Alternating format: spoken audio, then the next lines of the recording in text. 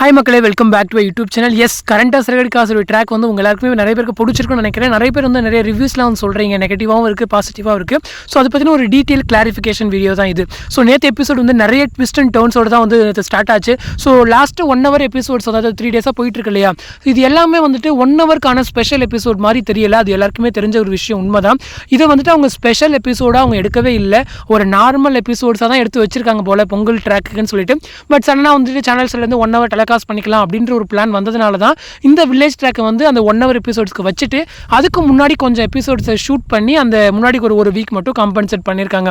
So அங்கே வந்தது தான் வந்து மனோஜுடைய அந்த ட்ரூத் ரிவீல். இப்போ உங்களுக்கு பார்த்தாலுமே தெரியும், அந்த மனோஜ் ட்ரூத் ரிவீலுக்கும் இப்போ போயிட்டு இருக்க எபிசோட்ஸ்க்கும் கொஞ்சம் கூட லைட்டாக கனெக்ட் ஆகாத மாதிரி தான் எனக்குமே தோணுது. ஸோ மேபி இதை ஃபஸ்ட்டு எடுத்துட்டு அதுக்கப்புறம் தான் வந்து அந்த மனோஜுடைய இந்த ட்ராக்ஸ் வந்து எடுத்திருப்பாங்கன்னு நினைக்கிறேன். ஸோ நீங்கள் வெயிட் பண்ணி பார்க்கலாம். அது மட்டும் இல்லாமல் அந்த ஷாப் ஓப்பனிங் கூட நடுவில் இன்சர்ட் பண்ண ட்ராக் மாதிரி தான் தோணுது.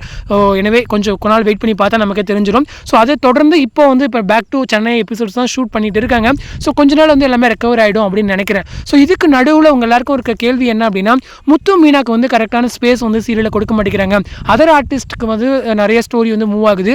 அது மட்டும் இல்லாமல் பிரச்சனைகள் ஏதாச்சும் வந்தாலுமே மெயின் லீட்ஸ்க்கு வந்து அது சால்வ் பண்ணுற மாதிரி வந்து ஸ்டோரி கொண்டு போகணும். ஸோ இது எல்லாமே வந்து உங்கள் சைட்லேருந்து நிறைய குவரிஸ் இருக்குது. ஸோ அதுக்கு நான் கிளாரிஃபிகேஷன் கொடுக்கணும் அப்படின்னா கொஞ்சம் இன்ஃபர்மேஷன் மட்டும் என் சைட்லேருந்து கொடுக்கலாம். பட் மற்றபடி டீம் சைடில் கொஞ்சம் மிஸ்டேக்ஸ் இருக்குது. பட் நான் அதையுமே கிளாரிஃபை பண்ணுறேன். பொதுவாக இப்போ இருக்க சீரியல்ஸ், நம்ம தமிழ் சீரியல்ஸ் பார்க்குறோம் அப்படின்னு சொன்னால் ஒரு லீட் பேருக்கு வந்து எப்படியும் மேரேஜ் வந்து ஒரு கட்டாய கல்யாணமாக தான் இருக்கும், இல்லை யாராச்சும் ஒரு டாம் அண்ட் செரி பேர் மாதிரி தான் இருக்கும். ரொம்ப ரேராக தான் வந்து ஹீரோ ஹீரோயின்ஸ் ரொம்ப லவ் பண்ணி, அதுவும் முக்கியமாக விஜயில் சொல்வேன், ஸோ லவ் பண்ணி கல்யாணம் பண்ணுறது ரொம்ப ரேர் தான். பட் மோஸ்ட்லி இந்த மாதிரி ஒரு பிடிச்சிக்காம கல்யாணம் பண்ணிக்கிறதா வந்து மோஸ்ட்லி ட்ராக்காகவே இருக்குது, விஜய் டிவியில் இருக்குது.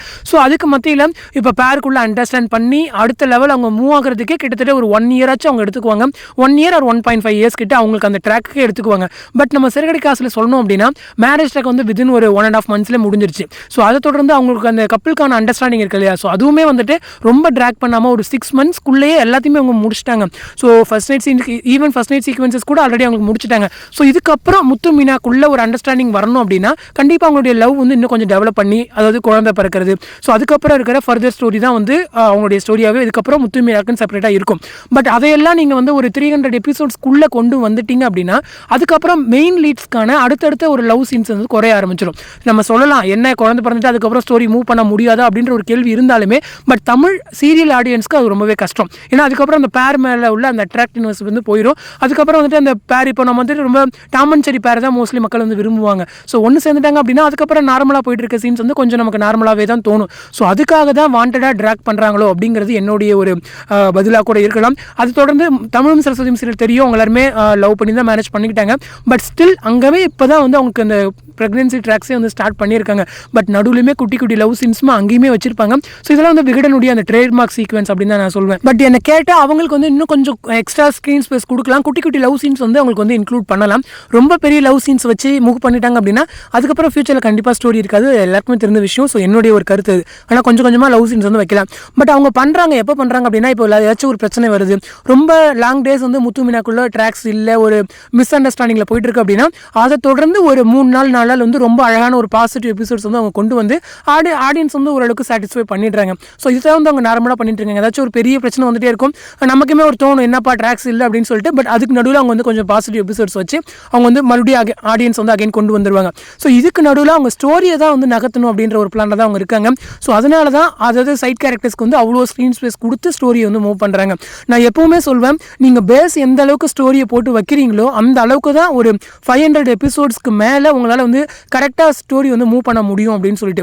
அதே போல் நிறைய விஷயம் நீங்கள் கேட்குறது, மெயின் லீட்ஸ்க்கு வந்து எங்கப்பா ஸ்டோரி இருக்குது, அதே போல் ஏதாச்சும் பிரச்சனைகள் வருதுன்னா அதுலேயுமே நீங்கள் மெயின் லீட்ஸ் வச்சு மூவ் பண்ணலாமே அப்படிங்கிறத அவங்க எல்லாருக்கும் உள்ள கேள்வியுமே நினைக்கிறேன். பட் அதுக்கு எல்லாமே மெயின் லீட் வச்சு தான் அவங்க மூவ் பண்ணிட்டு இருக்காங்க. இப்போ விஜயா வந்துட்டு அந்த பணத்தை வாங்கின விஷயமா இருக்கட்டும், அந்த வீடு வந்து அடமான வச்ச விஷயமா இருக்கட்டும், இது எல்லாமே முத்து மீனா மூலயமா தான் அவங்களுக்கு வந்து வீட்டுக்கு தெரிய வந்துச்சு இல்லையா. ஸோ அதுக்கப்புறம் தான் முத்து மீனா ஒரு 2 பேரும் ஒன்றா சேர்ந்து அதுக்கப்புறம் அந்த மீட்டு அதெல்லாம் நடந்துச்சு.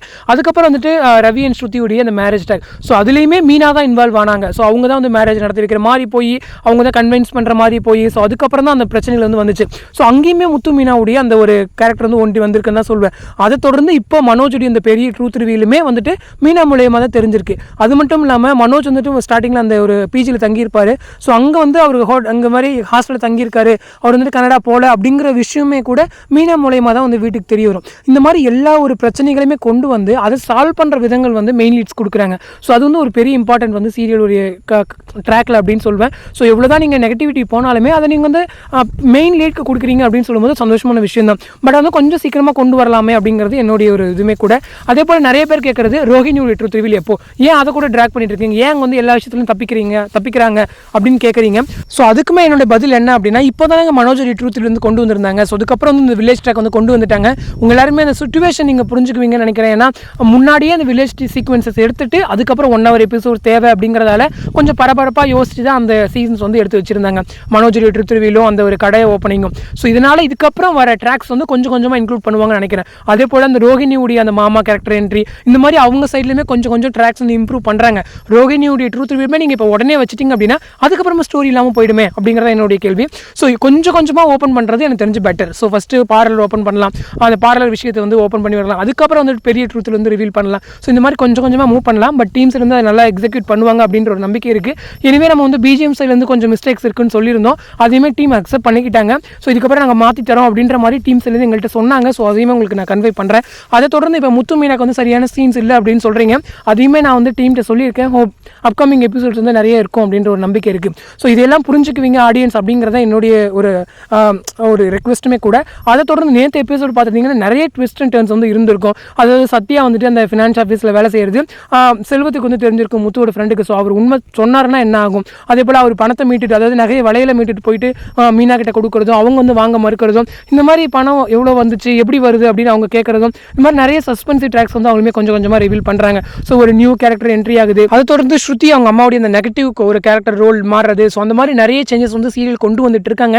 நம்ம ஸ்டோரியை பார்த்தோம் அப்படின்னா நமக்கு ரொம்ப நெகட்டிவிட்டி புரியாதுன்னு நினைக்கிறேன். பட் நிறைய குட்டி மிஸ்டேக்ஸ் வந்து பண்ணுறாங்க தான், அது எல்லாருமே அண்டர்ஸ்டாண்ட் பண்ணிக்க முடியுது. பட் எனிவே நான் வந்து டீம்கிட்ட எல்லாம் கன்வே பண்ணுறேன். ஸோ உங்களுக்கு எந்த அளவுக்கு தோணுது, உங்களுக்கு ஏதாச்சும் நெகட்டிவ் கமெண்ட்ஸோ இல்லை உங்களுக்கு ஏதாச்சும் இந்த மாதிரி எங்களுக்கு வேணும் அப்படின்றது இந்த மாதிரி இல்லை இது வந்து பாசிட்டிவாக இருக்குது அப்படின்னாலுமே நீங்கள் கமெண்ட்டில் சொல்லுங்கள். ஸோ அது வந்து நானுமே டீம்கிட்ட வந்து கன்வே பண்ணுறேன். இதெல்லாம் தான் எனக்கு தெரிஞ்ச சில விஷயங்கள் வந்து நான் இத்தனை நாள் இந்த சீரியல் பார்க்குறோம். ஸோ நிறைய டிஆர்பி அனலைஸ் பண்ணுறோம். ஸோ அதையெல்லாம் வச்சு நான் வந்து ஜஸ்ட் உங்களுக்கு சொல்லிட்டு இருக்கேன். அவ்வளோதான், பெருசாக தப்பாக நினச்சிக்க வேண்டாம். பட் டீம்ஸ்லேருந்து நான் கண்டிப்பாக உங்களோட ஃப்ளாஸ் வந்து நான் இன்ஃபார்ம் பண்ணுறேன். அவங்க கண்டிப்பாக சேஞ்ச் பண்ணுவாங்க அப்படின்ற ஒரு நம்பிக்கை இருக்குது. அது வந்து டிஆர்பியுமே ரொம்ப சக்ஸஸ்ஃபுல்லாக போயிட்டு இருக்கு. ஹோப் இது வந்து கண்டினியூ ஆகணும் அப்படின்ற ஒரு நம்பிக்கை ஆசை எனக்குமே இருக்குது. ஸோ வெயிட் பண்ணி பார்க்கலாம். சரிங்களா? ஸோ இந்த வீடியோ பிடிச்சிருந்தா மறக்காமல் லைக் பண்ணி உங்களுடைய ஃப்ரெண்ட்ஸ்க்குமே ஷேர் பண்ணுங்கள். ஸோ யாரெல்லாம் அந்த மாதிரி கேட்டுட்டு இருக்காங்க அப்படின்னு சொல்லிட்டு ஸோ கமெண்ட் பண்ண மறந்துடாதீங்க. ஓகேங்களா? அப்போ நான் தெரிஞ்சுக்க முடியும். ஸோ அடுத்த ஒரு இன்ட்ரெஸ்டிங் அப்டேட்டோட நெக்ஸ்ட் வீடியோ மீட் பண்ணுறேன். தேங்க்ஸ் ஃபார் வாட்சிங் அண்ட் பை.